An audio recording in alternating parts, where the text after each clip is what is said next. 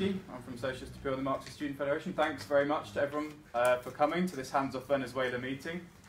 The situation in Venezuela is very urgent. That's why we've called the meeting at fairly short notice. There's an attempted coup underway in Venezuela. It's been engineered, it's been backed by the United States, and we're here basically to discuss what is happening in Venezuela and what we can do to fight the imperialist intervention that is taking place in that country. So to kind of introduce the discussion, we've got a number of speakers. We have Alan Woods from the International Marxist Tendency, someone who has a deep knowledge of the Bolivarian Revolution and experience of discussing with President Chavez when he was still alive. We have Steve Hedley, the Senior Assistant General Secretary of the RMT, who has visited Venezuela as an observer for the elections a couple of years ago. We have Jorge Martín, the Secretary of the Hands Off Venezuela campaign. And we have Rocío Manero, the Ambassador for the Bolivarian Republic to the UK. She is on her way, but she'll hopefully come in a couple of minutes as we kick off. So without, oh, by the way, once the speakers have spoken, there will be time for questions and contributions from the floor. So with that, I'll ask Alan to kick us off. Alan was from the International Marxist Tendency to introduce. Oh, she's arriving now. We can drop her in it. Yeah. Okay. The ambassador is just arriving, so we'll ask her to speak first. I think that would be appropriate. That would be great. Just actually a quick announcement also, or a couple of quick announcements. First of all, Jorge Martín is a co-author of this book, which deals with the Bolivarian Revolution in Venezuela, among other things. Also Cuba and Nicaragua. This is on sale at the back. So at the end, if comrades would like to grab a copy, then they should do that.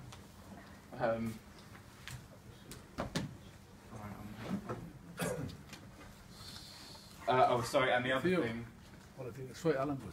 The other thing is that at the end there is a bar in this building, so if comrades would like to stick around, have a drink, and discuss further, then it's on the first floor of the building downstairs. That's where we'll go at the end. All right. So without further ado, can I ask the ambassador of the Bolivarian Republic of the UK to introduce the discussion? Can I ask also? Thank you. I have to speak here. Is that all right, or just have it near you? Okay.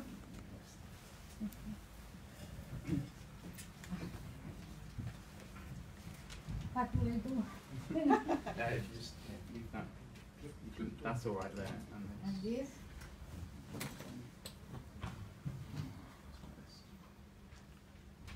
That's it. Okay, that's fine. Well, first of all, thank you to all of you for being here once more, supporting us, giving us some hope, and telling us that we are with Venezuela. I have not many things to say.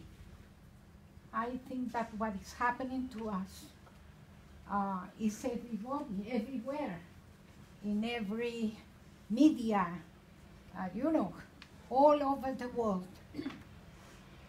I don't come here to ask for support for Nicolás Maduro or for my government.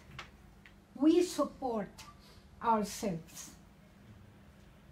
I come here for you to support the international rule of law, even for the people who can say, listen, this government has made many mistakes. Even for those who criticize us, even for those who think that we should have done things better. even for them, it is important to understand that what is at stake here now is the freedom, the rule of law, the international rule of law, the principles that guide the relations among nations, the principle of non-intervention, the principle of self-determination. If all that goes down, all the conquests that peoples in the world have at this moment will go down too.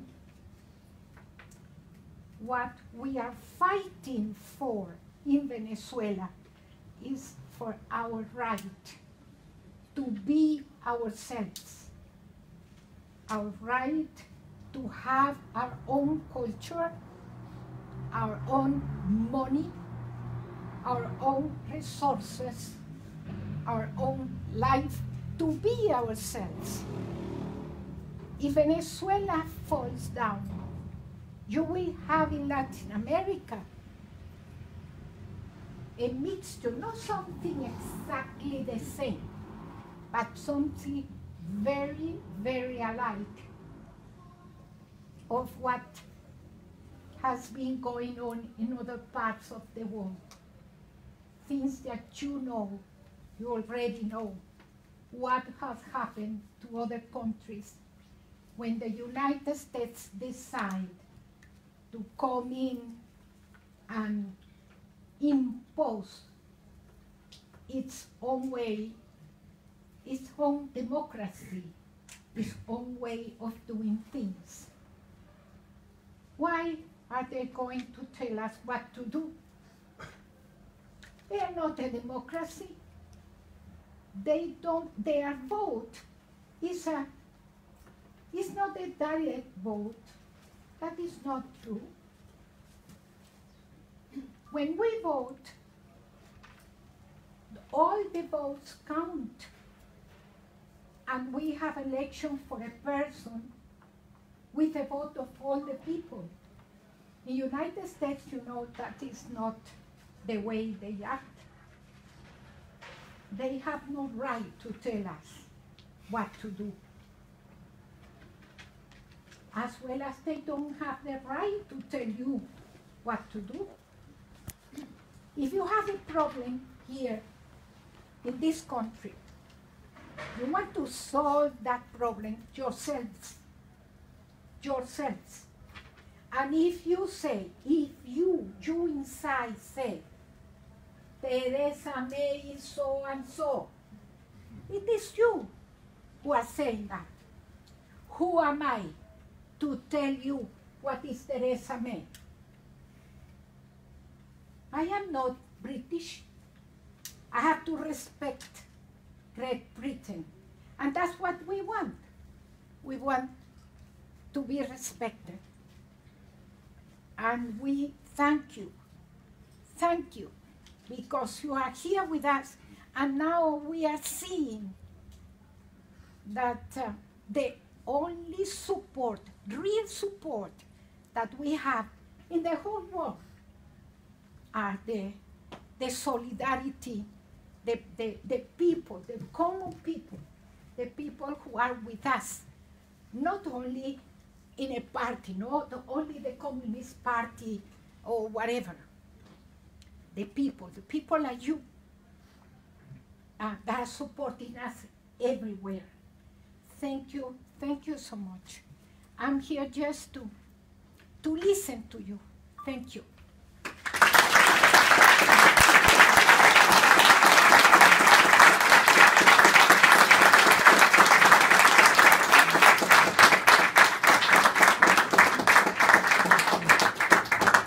Well, thank you so much for being here as well. It means an awful lot to us to be able to hear from you this evening.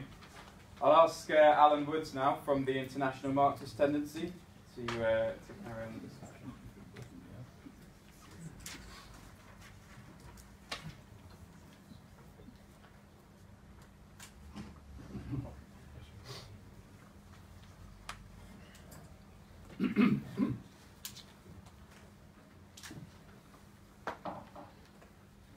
Truly dramatic events are unfolding before our eyes on a world scale, and in particular at this moment in time in Venezuela. And I have to say, first of all, as a member of the International Marxist Tendency and a founder of Hands Off Venezuela, that this tendency can be proud of its record consistently for the last 20 years in supporting the Bolivarian revolution, because, you know, we were the first, I would say on a world scale, certainly in Britain, we were the only ones actually that recognized there was a revolution in Venezuela, and ever since that time to the present day we've not changed our position. We still stand completely and absolutely for the defense of this great popular revolution, because that's what it was always. I myself am proud of the fact I had the honor and the pleasure to have quite a close relationship actually with the late President Hugo Chavez, a great man, a great revolutionary, a great socialist. Unfortunately he died. But I had occasion to see, some of you also, Steve and others have had occasion to see what that revolution meant to millions of ordinary people, poor people, workers, peasants, students, poor people, unemployed. People who never had a voice, who never had anyone to represent them. They talk about democracy. What democracy was it then in Venezuela before? There was no democracy. And this country that's swimming on an ocean of oil, potentially rich, people lived in the most abject misery. I won't go into the whole history of this, but it is quite scandalous the way that history is being distorted by the our so-called wonderful free press. Oh no, what happened in 1998 by a democratic election. Chavez won consistently by big majorities. No question about this. Nor can it be said that these elections were rigged, because all of those elections were subjected to the closest possible inspection by international bodies, including from the USA, ex-President Jimmy Carter, and so on. You can be sure that if they found the slightest proof of rigging, they would have been broadcast to the forwards. No, not so, not so. And this campaign, this horrific, this terrible campaign of distortion has been consistent from the beginning.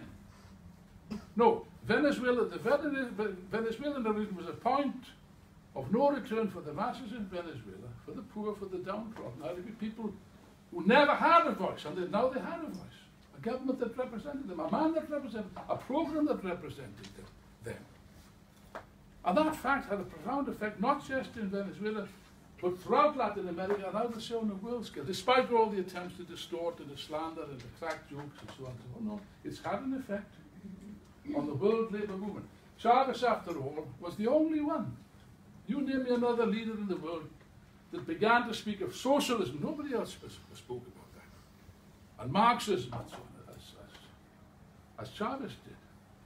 That was a huge difference. Now it's true, it's a matter of common knowledge, that at this moment in time the revolution has entered shall we say, a very difficult situation, the causes of which is not the purpose of this meeting to discuss. I agree with the ambassador. It's not the purpose of this meeting, which isn't to say that we did not have and do not have. I myself have had criticisms of, even when Chavez was alive. On one occasion I was interviewed by Vanessa Davis on television. Chavez saw the program, and in a meeting, he invited me to a meeting. He said, last night I saw Alan Woods on television. He made criticisms of me, but Chavez didn't like this. He was a military man. He wasn't keen on being criticized. And he said the following: I listened carefully to the criticisms because I always pay attention to the criticisms of the Marxists. Yes, but we have criticisms. Yes, that's true. And these must be discussed honestly. A true friend is not someone that says, "Oh, you're all right, you're all right." When you don't believe this, you must be honest. You must say what you think. Yeah, that's one thing.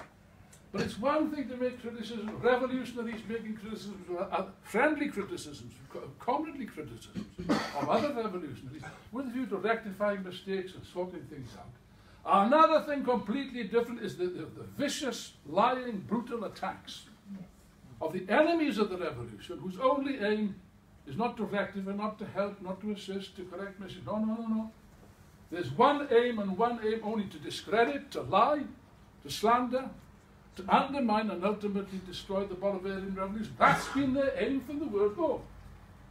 And you have to ask yourselves the question, I mean, next time you watch the television news about the horrors, the alleged horrors of the Bolivarian revolution, who is making these criticisms? Who's making these, and for what purpose? You answer those two questions, you won't go far wrong.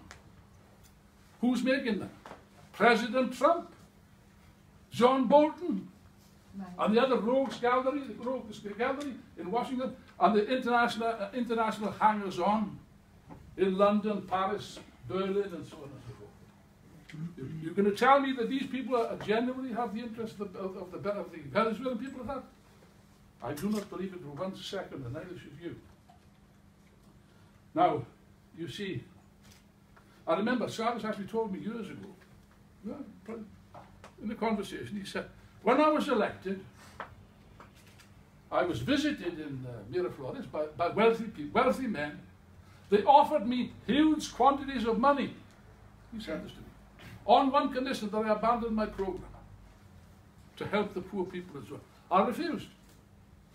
And from that moment, they realized that here was a man that they couldn't buy, they couldn't influence, they couldn't win over, and therefore they had to destroy by all means at their disposal. This led, by the way, to the coup d'etat, talking about democracy.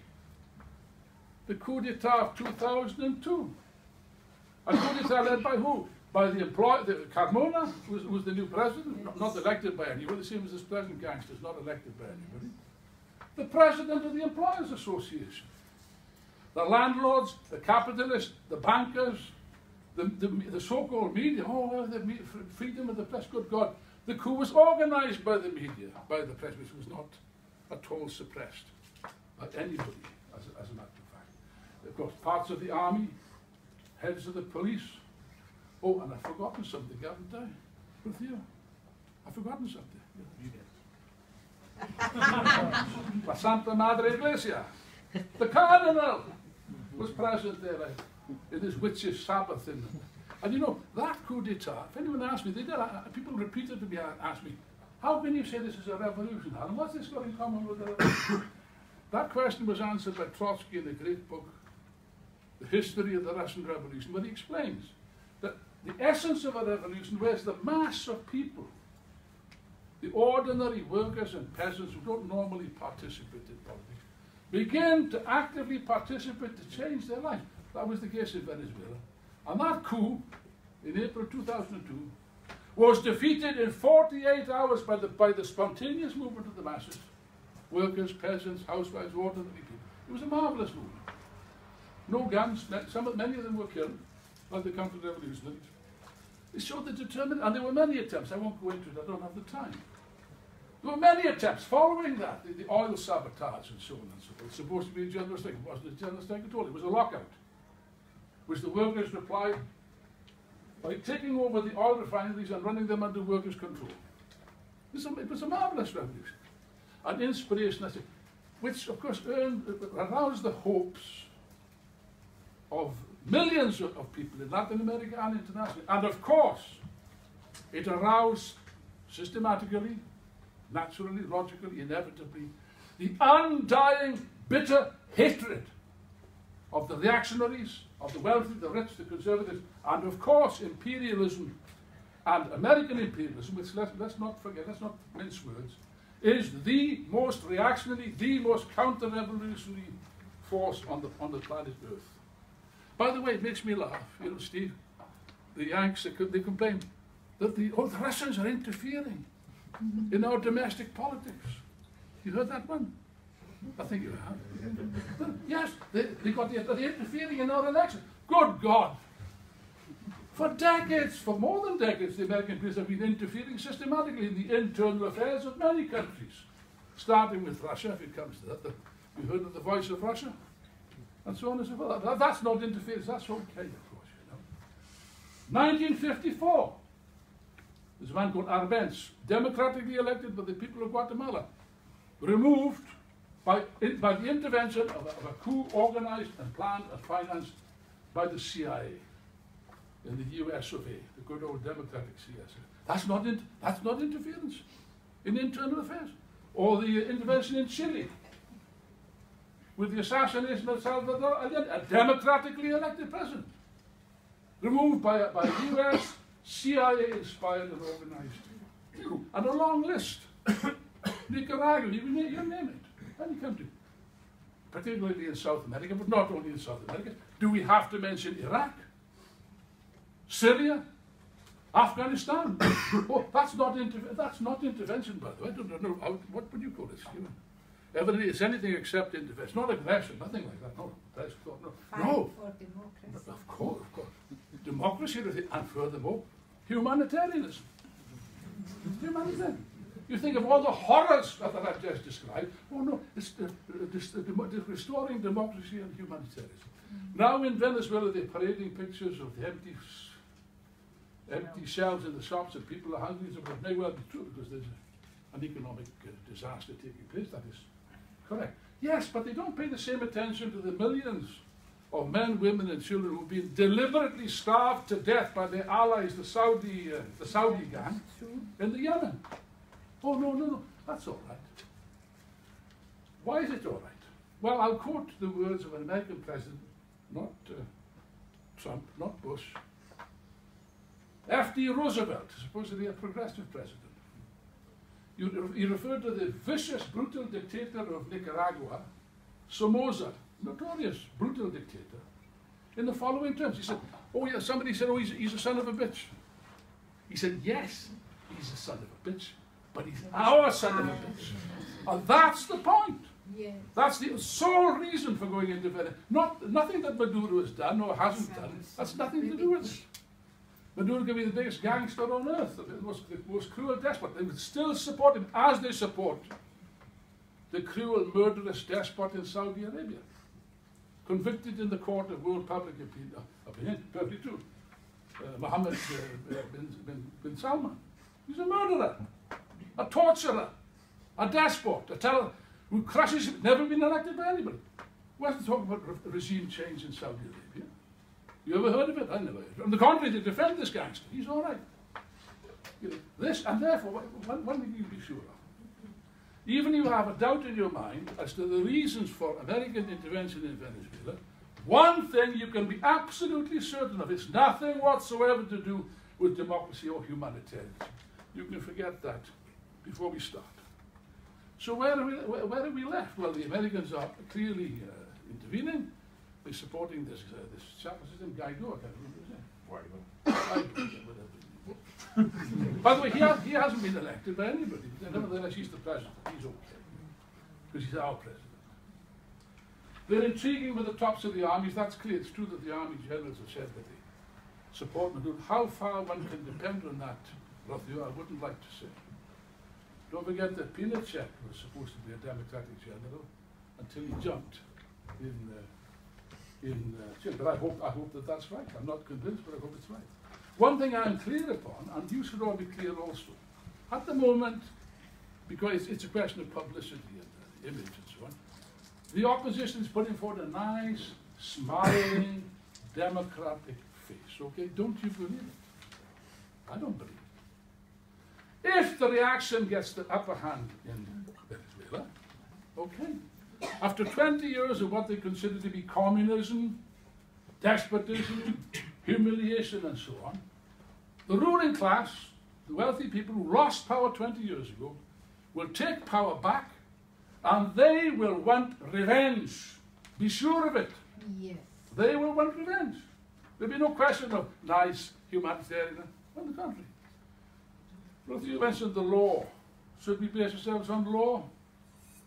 Well, I regret to say, that for at least 100 years, international law never meant anything to American imperialism. Did it?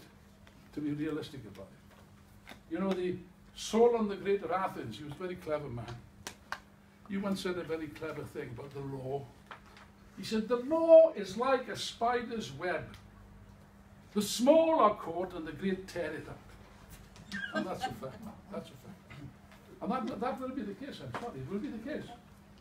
And therefore, I think that Rocío was quite clear. The only support, and by the way, I think that the revolution still has important reserves of support among the population in Venezuela. They still have hardcore support, which they could mobilize if they pursue the correct policy. And above all, the support of the international working class and the labour movement. Don't depend on governments. They will betray you, they will smile to your face, and the next day they will be supporting the Americans. Be sure of it. You know, that's no basis of support. And therefore, it's true that we're not a mass organisation, but I believe the people in this room, Steve Hedley himself is one of the leaders of an important trade union. But the question is, we must mobilise, we must explain what is occurring. Because people don't know what's happening, they just see the rubbish that's on the television screen every day. And therefore we've got all of you have got a big job ahead. First of all, to explain the facts, explain as I'm explaining, as Rocío's explaining, as Steve and Jorge will also explain. Tell the truth, explain what is good, and above all explain that we have a duty here, which is to combat the main enemy. The main enemy is our own ruling class and American imperialists. Those are the enemies.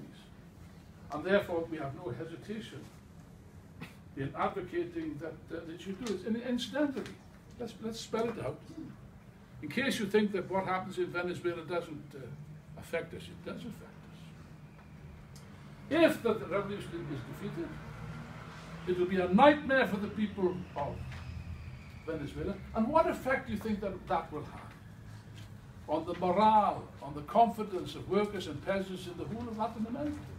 That's why they must destroy Venezuela, to crush the last hope, if you like, in this revolution. They must make an example of it, and by God, they will make an example of it. There'll be a witch hunt of revolutionaries, and so be sure of it. Therefore, we have a duty to our brothers and sisters in Venezuela, but also, my friends, we have a duty to ourselves. We have our duty to the cause of international socialism. We have a duty to the working class. I repeat, Chavez was the only one that defended socialism, put socialism on the map, actually. You can say what you like about Chavez, but he had that. And I'm sure he was honest about it. I knew him pretty well. I'm sure he was quite honest about that. But he put socialism. Now, imagine if that goes down to defeat, there will be, again, as there was after the collapse of the Soviet Union, there will be a massive international campaign against socialism. You see, socialism always fails, it's always a disaster. Look what happened in Venezuela.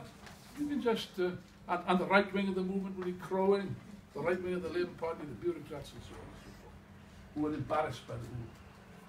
I think, oh, no. Let's be clear, comrades. A defeat for the people of Venezuela, a defeat for the Bolivarian Revolution will be our defeat.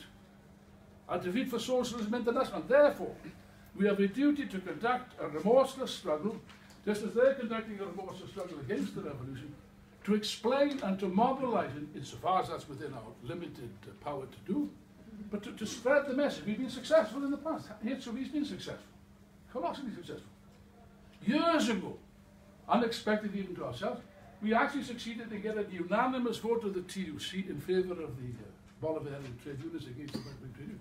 We never expected this success. And therefore, even with small numbers, we can do this on one condition, that each and every one of you is convinced and fired up with a burning desire to carry out the cause of the socialist revolution, not in Venezuela, because we're not in Venezuela, but in our own country, to combat the right wing, to combat the materialists, and fight for socialism. Comrades, long live socialism, defend the Bolivarian Revolution, down with imperialism, workers of the world unite.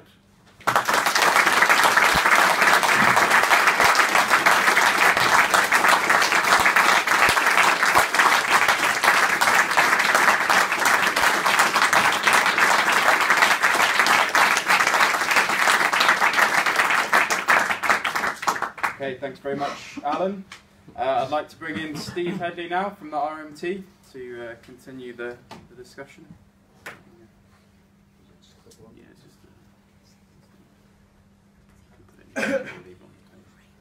Okay, thank you for the invite, comrades, and I'd like to take this opportunity, first and foremost, to express international solidarity with our brothers and sisters and comrades in Venezuela.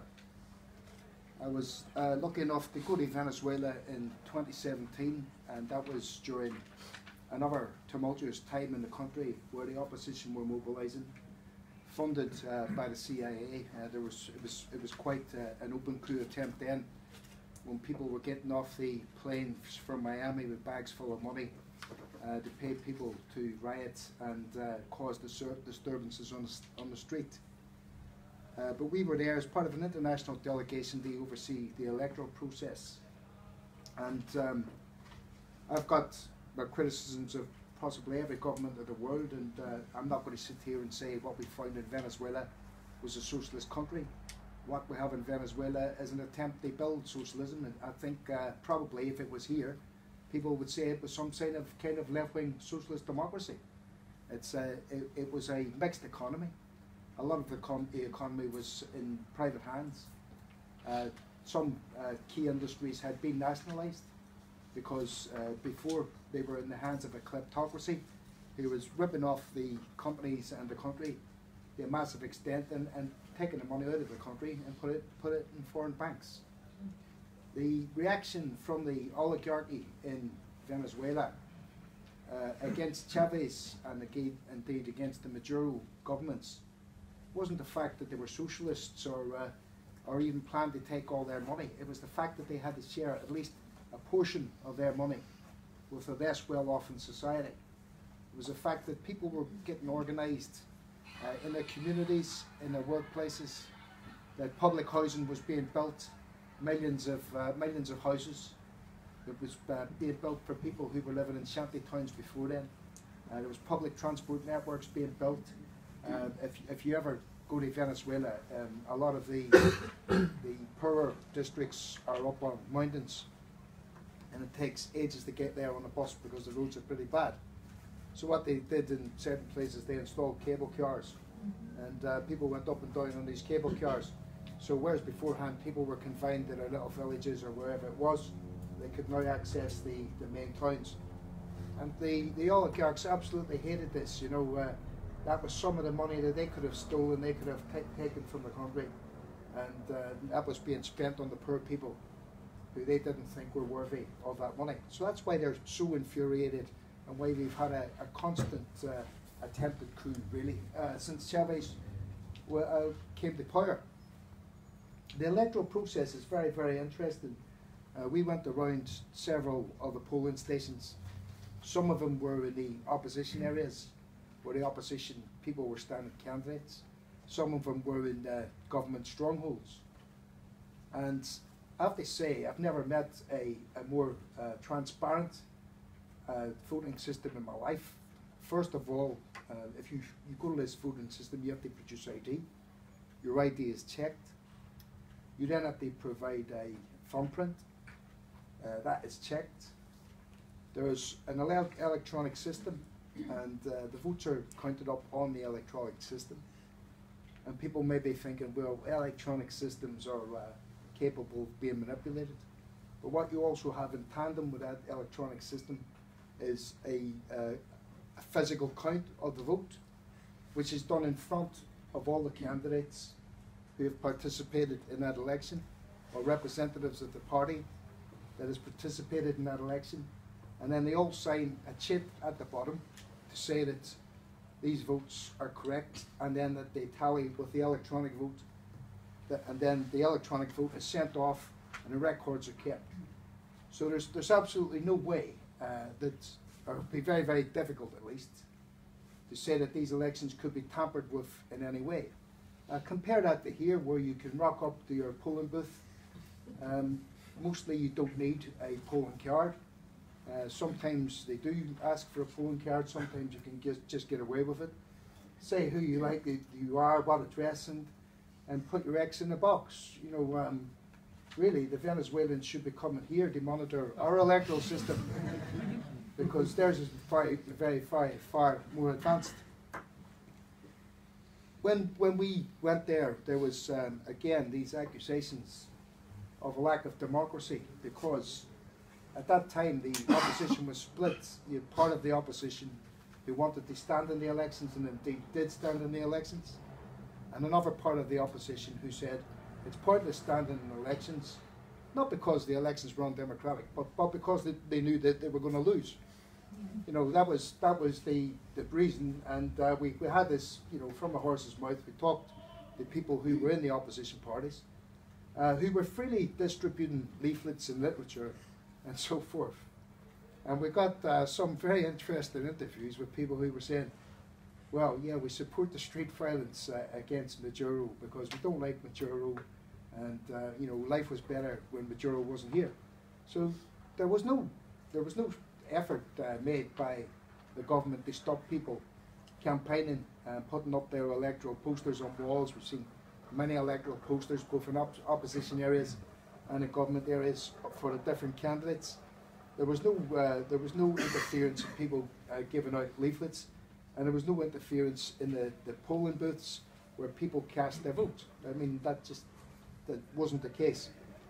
So the opposition, or at least part of the opposition, took a calculated decision and said, well, the way they discredit this election, because we can't discredit the election through a formal process because we've got international observers here, they're going to say it was free and fair.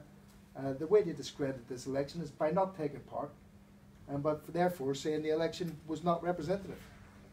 So it'd be like the Labour Party refusing to take part in the next general election, the Conservatives coming to power with a considerable majority, and then the Labour Party going, well, look, you'll have to rerun this election because it just wasn't democratic. You can imagine Corbyn would get sympathy from America and all over the world if he resorted to those tactics. They would be queuing up to get rid of the Theresa May regime and its undemocratic apparatus. But I think that Alan had the nail on the head. We had the Russian bots scandal, which turned out to be bots that had been set up by the elements in the American Democratic Party. Not a friend of Trump, by the way.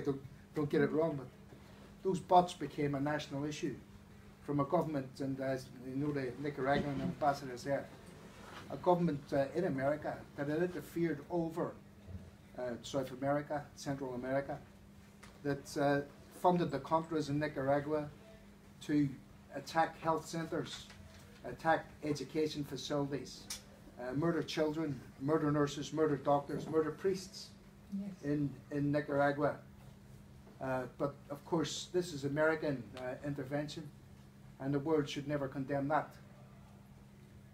I have to say, sometimes you look at the tactics of your enemy, and you look at the heroic people of Cuba, who for 60 years have withstood an absolutely illegal blockade, who I believe every year there's a vote in the United Nations. And the two countries that vote for the continuation of that blockade are the United States and Israel. And everybody else either abstains or votes against. So that illegal blockade carries on. And you would have thought they've adopted those tactics for 60 years against Cuba to try to wreck the economy, assassinate the president, undermine everything about the government. And it hasn't worked. In fact, what it's done is made the Cuban people more determined to defend their revolution. And they've adopted the exact same tactics now in Venezuela. They've adopted the exact same tactics. Let's wreck the economy. Let's fund a phony opposition, pour dollars in, make it untenable for the government to continue. Well, it hasn't worked in Cuba, and it's not going to work in Venezuela. Believe me, it won't work in Venezuela. Because even the people who oppose the government, even a lot of people who oppose the government, who are in the kind of social democratic parties, because there's a wide range of parties in Venezuela, those people, the one thing that they absolutely loathed and hated was the fact that a foreign power was trying to interfere and cause a civil war, because that's what they're after. They're after a civil war in Venezuela. And people were not supporting that whatsoever. Even those who did not like Maduro, who did not like Chavez, did not want foreign intervention in their own country. So whoever's reporting back to the CIA from this meeting, if there's anybody, I think you really should change or check your tactics. Leave the Venezuelans alone, leave the Cubans alone, and you might achieve more than you're actually doing at the minute. But I sort of want to end up where I started off. Venezuela, like Cuba, is a threat of a good example. Because if people can defy American imperialism in Cuba, and they can defy American imperialism in Venezuela, they can defy American imperialism right across Central America, right across the American continent, and right across the world. So the American empire and its proxy states and its neo-colonialism has a threat against it that it's actually going to crumble. Now, and I'm glad to hear that we should be fighting our own imperialism first. Perhaps someday you'll organise a meeting like this against the occupation of the 6 counties in Ireland with this many people. That would be good. People could fight their own imperialism in Britain here as well. They're not taken away. That's a child. Not taken away from that absolute solidarity to our comrades in Venezuela. I will do whatever I can within the RMT Union. I will attend meetings. I will explain the situation that we've been in. Because we cannot, it's quite simple, we cannot allow American intervention to change a government in Venezuela, because if they do that there, they can do it here. International solidarity, comrades.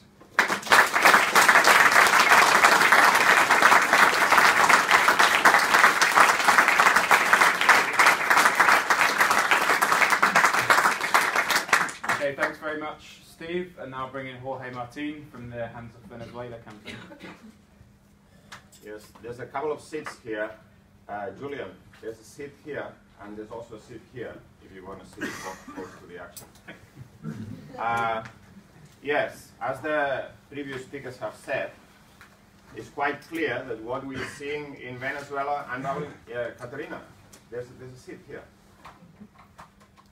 What we see unraveling in, developing in Venezuela is got a name. It's an attempted coup by US imperialism. It's got no other name. This is not a question of this guy, Juan Guaidó, declaring himself a president and then being recognized by the United States. No, it was the other way around. This person, they took him to Washington in December. They had meetings. This is in the bourgeois newspapers. You can read about it. They had meetings. They told him what he had to do, very clear, concrete instructions. And then the United States engaged in what the Associated Press described as frantic phone calls to all the capitals in Latin America to instruct the puppet governments in those countries to immediately be prepared to recognize this person as the legitimate president. This is the way it happened. It's not an initiative even of the Venezuelan opposition. We can't really organize anything. The United States have decided that it's now the time to remove the government in Venezuela. They think that because of the economic crisis, which is very severe, they now have a window of opportunity, that people are against the government because of the economic conditions, and that they now have a window of opportunity to remove this government, which is something they've been trying to do for 20 years. This is not the first coup. The coup plotting started in the run-up to 2002. In fact, it started in 1999 when Chavez introduced the 49 enabling laws, which wasn't socialism or anything like this. It was a mild, moderate agrarian reform and a few other reforms. And they said, no, we don't want any of this. And they organized the coup in 2002. How do you know they are organizing a coup? It's very clear. First of all, is the campaign of lies. The campaign of lies, which is exactly the same that we saw in the run-up to Iraq. You remember the weapons of mass destruction? It's the same thing. You remember when they bombed Libya, not so long ago, they issued a statement saying, oh, Tripoli is going to be overrun by tanks, and then I'm not saying this. This was propaganda, but it's not me saying. There's a select committee in the House of Commons has said that those reports were false and they were fabricated in order to justify the intervention. So when Jeremy Hunt, our foreign affairs minister, goes to the United States showing the real relationship between Britain and the US. He goes to Washington and he says, Maduro is a dictator. The elections in which he won were fraudulent, and there was many incidents of ballot box stuffing. And we just heard from a person who was observing elections in Venezuela. There are no ballot boxes in Venezuela. You cannot stuff ballot boxes. It's electronic voting. And he then also said a number of other lies. And then they say Maduro is extremely unpopular. But do you know how many votes Maduro got in that election? He obviously got a very big majority of the total people who voted because many in the opposition abstained. But out of the total electorate, he received 31%, approximately 31% of the votes of the total electorate, the total number of people eligible to vote. Do you know how many votes did the Conservative Party got in this country when they got elected? Just about, when was it? 2 years ago? 29%. Do you know how many Donald Trump got? Donald Trump never even won the popular vote. He was elected president. He got about, I think it's about 23, 24%. But it gets worse. All the Latin American leaders who are supporting this coup, Duque in Colombia, Macri in Argentina, Bolsonaro, who, as we all know, is a defender of democracy and human rights. I'm not making this up. This is what Juan Guaido, the so-called president in charge of Venezuela, said. He said this. He congratulated Bolsonaro. All of these people got elected on about 20-21% of the total electorate.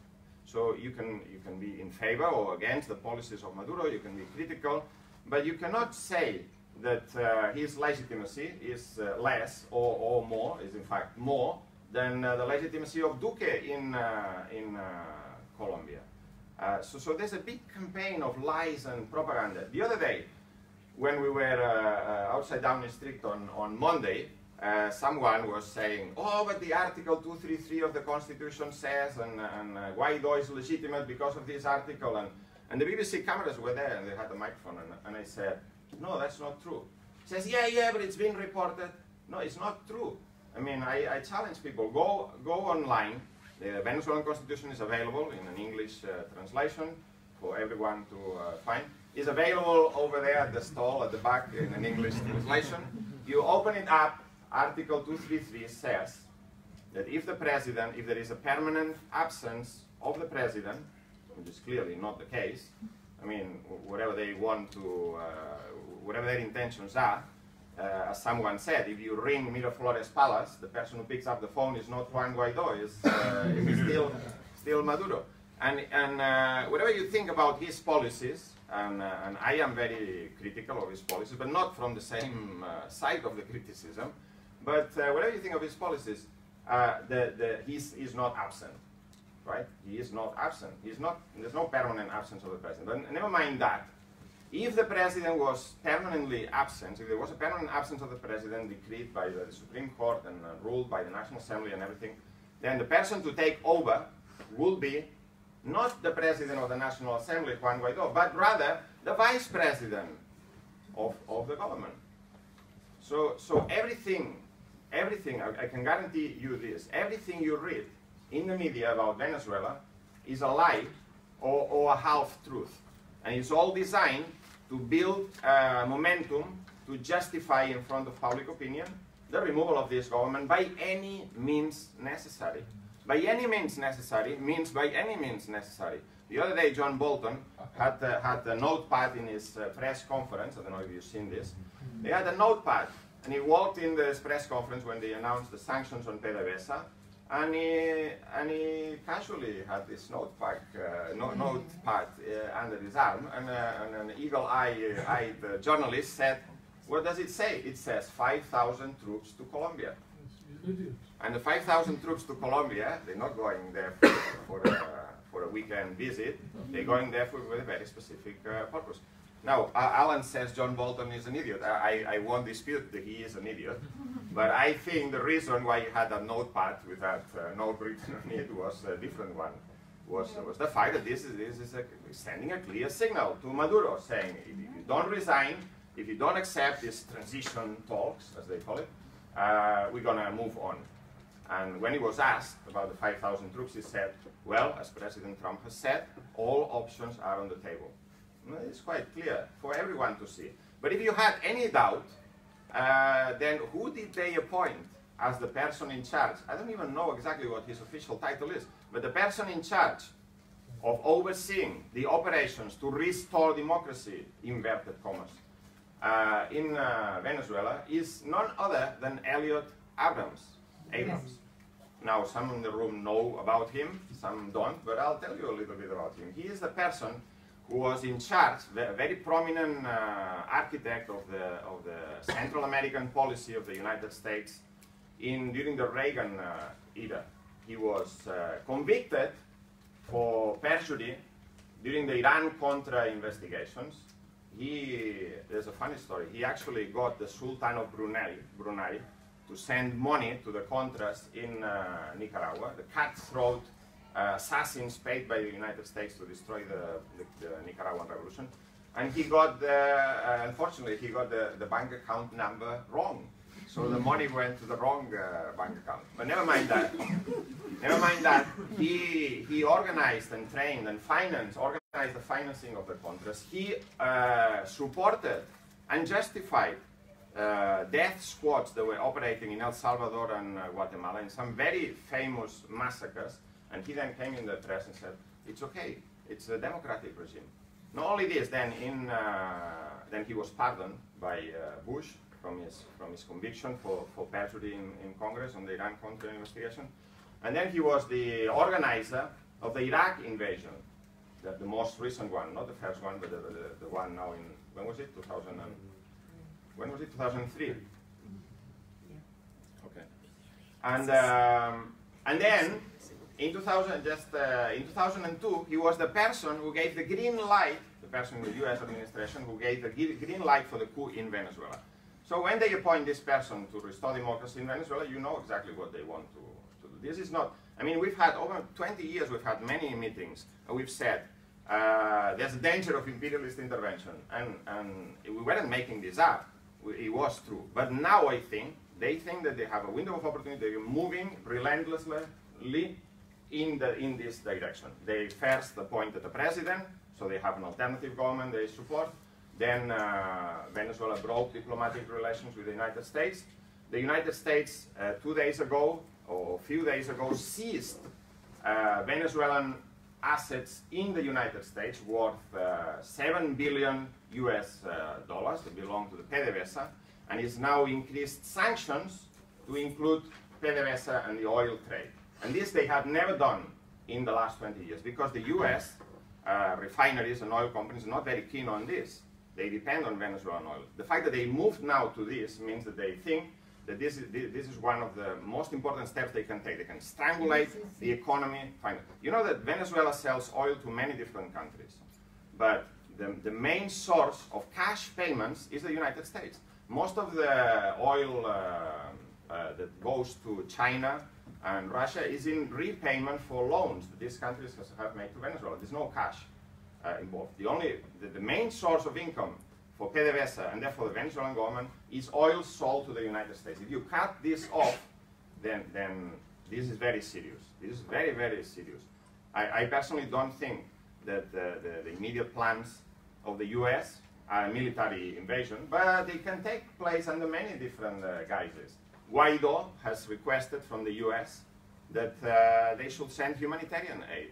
And Mike Pompeo, the other day, speaking at the Organization of American States meeting, he said, yes, we're going to send 20 million. We're going to send it through this government that we recognize. Now, the minute any humanitarian aid of any kind that you want to think of enters Venezuela without the permission of the government, that's a casus belli. That's an invasion. That's an incident in the border, perhaps in Táchira, in the border with Colombia, or perhaps through some harbor or some place. An incident to justify then further intervention. And I wouldn't rule out some sort of military operation. This is how serious this situation is. When the United States have decided to move, and this is not just a few madmen in the administration. This is the whole administration, who is all composed of madmen. They're now all moving together in the same direction. Mike Pompeo, Mike Pence, Donald Trump, and behind the scenes moving all the threads is Marco Rubio, Senator Marco Rubio, who represents the Cuban exile mafia in Florida and the Cuban exile mafia lobby within the Republican Party, who's someone who doesn't even like Trump, but he now struck a deal. They're now going to remove this government. And why do they want to remove this government? I think there's three main reasons. One is oil. Venezuela has the world's largest reserves of known reserves of oil, larger than Saudi Arabia.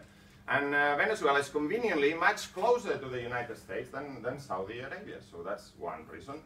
And they've wanted to do this for a long time. And Bolton the other day said it in Fox News. He said it will be very beneficial to the people of the United States and the people of Venezuela that Venezuelan oil in Venezuela was extracted by US companies. It'd be very beneficial for his chums and mates. But he said clearly what's the aim. That's one aim. And Bolton, I think, is the one who talked about the triad of tyranny, is it? Is that what he said? You had the axis of evil before. Now you have the triad of tyranny. It sounds ominous.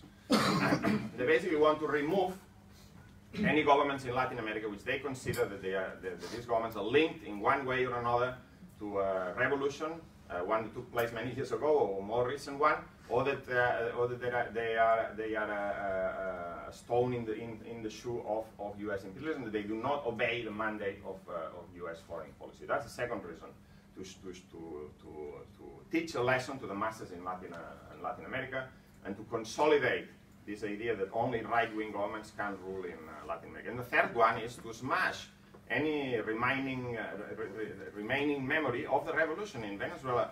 There is a revolution. There is a revolution that's going on, that's passing through many difficulties, but where workers took control of factories, where then the government expropriated these factories, where there were elements of workers' control. This is sadly all gone now. But this was something that is still in the memory of many workers in Venezuela and across the continent, where peasants took over the land, where the government initiated a process of agrarian reform, which, in my opinion, didn't go far enough. But unlike any other country in Latin America, where the government used the oil money to provide free education, free health care. There's no tuition fees in Venezuela, even to this day. And a number of university students went up from 800,000 to 2.1 million. That's an example not only for Latin America, but for the UK, isn't it? Instead of evicting hundreds of thousands of people from their homes because they can't pay their mortgages, like it happens in Spain, the government has built in Venezuela 2.5 million homes for people in need, most of them free of charge or at a very low rental cost. For this reason, they must crush the revolution, make an example against everyone. How can this be combated? Well, it's very clear. On the one hand, an international solidarity campaign in the labor movement amongst the workers' organizations internationally. And I would say that in Venezuela, this counter-revolutionary attempt can only be combated by revolutionary means. International law will not help Venezuela. We must denounce that this is an illegal operation, clearly, because it's very hypocritical. But only the revolutionary people of Venezuela can defend this. Yesterday or the day before, President Maduro announced that he was launching 50,000 popular defense units.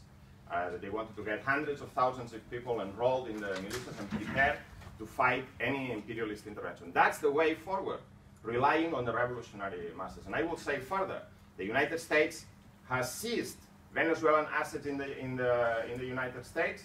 Venezuela must expropriate all the properties of multinational, US multinational companies in Venezuela, and the properties of all those companies of countries that are supporting the coup. Brazil, which has interests in Venezuela, Colombia, Argentina, and not only this, they should expropriate. They have very good reasons for expropriating the properties of all the capitalists, bankers, and landowners who are involved in this coup plotting.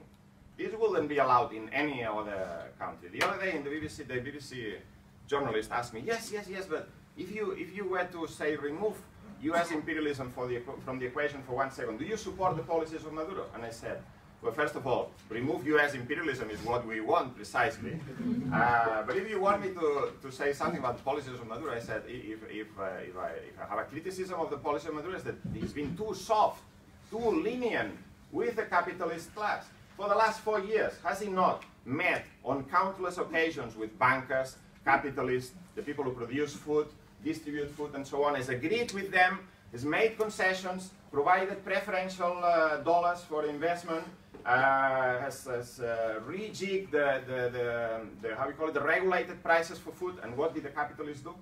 What did the capitalists do? They ran away with the dollars, they have not invested, they have not used it for productive purposes, and they violated all the agreements on regulated prices. You cannot regulate capitalism. And I say that part of the struggle, in my opinion, part of the struggle against the coup, this counter-revolutionary coup, is also, it has to be done through the struggle to solve the economic crisis and the conditions of the people. And we can start doing that by expropriating the bourgeoisie, repudiating the foreign debt, which is costing an enormous amount of money, and using the country's resources in a democratic plan of production in the benefit of the majority of the population, which will solidify the support for the Bolivarian revolution. My last point is this.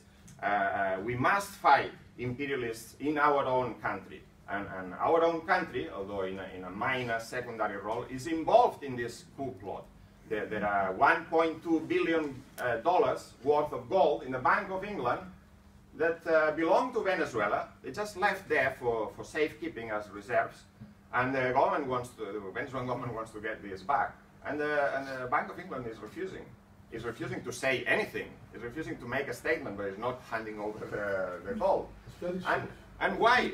And why is this? And why is this? Because it's been revealed in the media. There was lobbying and pressure by Bolton and Pompeo on the British government that this should not be handed over. Now they're worried about the humanitarian crisis in Venezuela. The people are starving. And so why are you withholding money from the government? The government will surely be able to use this money to import food and alleviate the economic conditions. It's all hypocrisy, and we must be at the forefront of raising this issue of the gold, and also fighting inside the Labour Party, because the Labour Party leadership has taken a position which is good in as much as it goes, in the sense that they say we're against regime change, we're against intervention. I think they should say a bit more, but this is a good starting point. But there are people in the Labour Party, people like Mike Gapes and other people like that, who completely supporting right-wing Labour MP, completely supporting the ruling class on this and many other issues. And this also we need to campaign about. The Tower Hamlets Labour Party, two Labour parties passed a very good resolution the other day, and I'm sure this will be replicated throughout the country. We must push the Labour leadership, who's composed of people who know a lot about Venezuela. I mean, John McDonnell was the honorary president, I think still is, the honorary president of this Hands of Venezuela campaign. Both John McDonnell and Jeremy Corbyn have spoken on this platform on many occasions. They should be, in my opinion, more vocal and come out more clearly. They don't want to, perhaps they are afraid that they'll be attacked by the media. But they're already being attacked by the media. This is the line of the media. Is this not the line of the media in Britain? Look at socialism in Venezuela, economic chaos, catastrophe. And this is the policies of Corbyn, and this is what's going to happen in Britain if Corbyn comes to power. These are already saying this. They shouldn't be afraid of media criticism. They should fight back. And they should say, as Steve has clearly explained, what has failed in Venezuela is not socialism by any stretch of imagination. What kind of socialism you have if you have still key levers of the economy, like most of the banking sector, which is in the hands of Spanish multinationals, the food distribution, car factories, and lots of parts of the economy is still in private hands. If anything, one of the reasons for the economic crisis is that they have not taken over the economy under democratic workers' control. And they should be explaining these things to counter the propaganda campaign. In any case, our tasks are very clear. We must fight imperialism, and we must do everything that's in our power, because this is not something that's going to happen in the future. This is happening now. Yesterday, for instance, the so-called new president, Guaido, appointed ambassadors, or rather representatives, to a number of countries, to Argentina, Peru, I think Colombia, and a few others, the United States. These countries have recognized these new representatives, and they've broken relations with the government. The European Union is preparing to do the same thing sometime this week. They've given a deadline of 8 days. Imagine that. The president of Spain, the prime minister of Spain, is telling the Venezuelans that they should elect the head of state within 8 days. When did the Spanish people elect our head of state? Never. We have a monarchy, like you have over here. And the king is only king because he's the son of his father, who was the king because he was put in place as a head of state by Franco, the dictator. Anyway, so they've given them an 8-day deadline, and then they will, I'm pretty sure about this, they will recognize Guaidó. It will be another piece in the puzzle of this advancing coup. This is happening now. We must put pressure now. This is not for the future. There is a sense of urgency in building up the campaign. And this is why we say, hands off Venezuela, both in relation to the US, but also in relation to the UK.